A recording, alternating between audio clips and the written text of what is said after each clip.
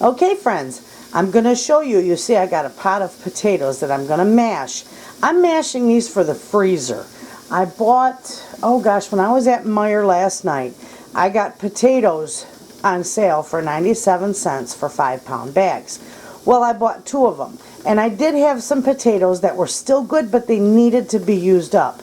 So is what I'm going to do is I'm going to show you how I mash them and freeze them for later. Hey friends, my potatoes are cooked and drained, and I'm going to mash them up and whip them and get them ready to freeze. So, you can by all means do these plain. You don't have to put anything in them. Just mash them up and whip them up, but I always add a little bit of milk and butter.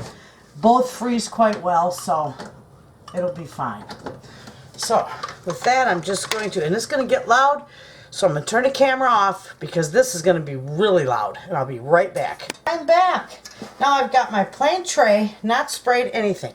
I have got these all, how nice is that? I've got these all ready to go, and I'm just going to take my one little scoop, and I usually do 2 scoops for 1 bunch. And I just put them right out on here. My husband loves these.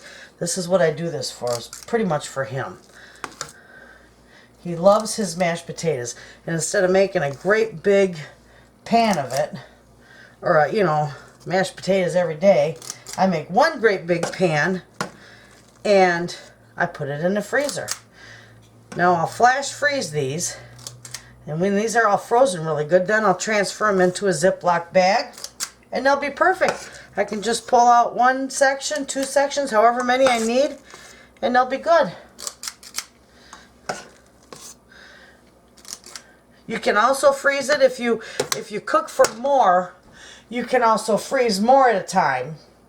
Like you can freeze the whole batch in a Ziploc bag if you want. But with my husband, it's just my husband and I don't always eat mashed potatoes. So it's perfect this way because I can take out 1 serving for him at a time.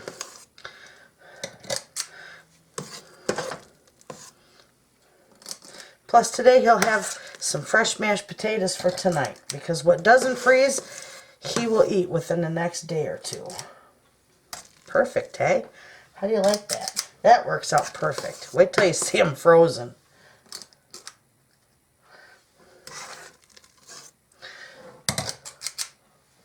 My husband does eat a lot of potatoes.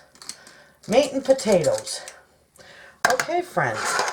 The rest, what little bits left, I'm going to save.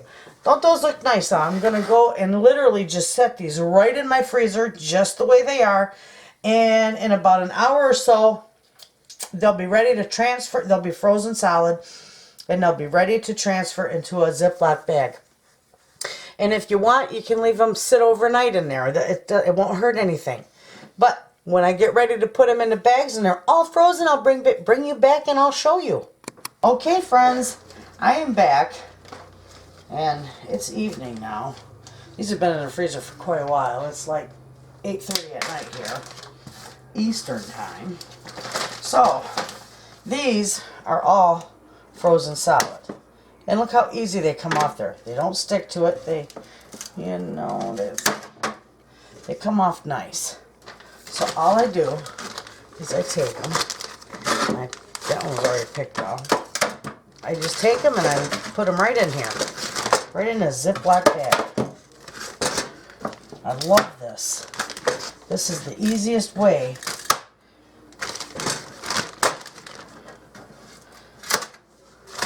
to keep mashed potatoes and save time and money, because I got them for 97 cents for 5 pounds. That's, $1.98 for 2 bags. For 10 pounds, it's not a bad price. Right now, potatoes have been going around here almost for something for 10 pounds. And that's just plain old russet potatoes. That's, not your red potatoes or anything like that.